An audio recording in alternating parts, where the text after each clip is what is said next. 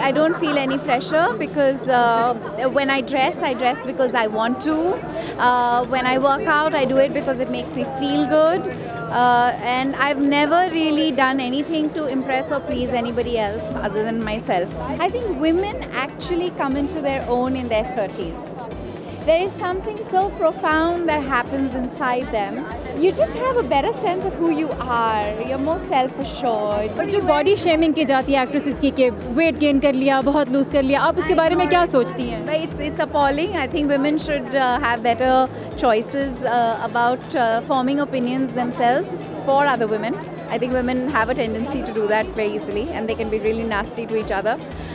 But if I am body shamed and people are critical about what I'm wearing or how I look, I really don't give it too much attention. It's like water off my back.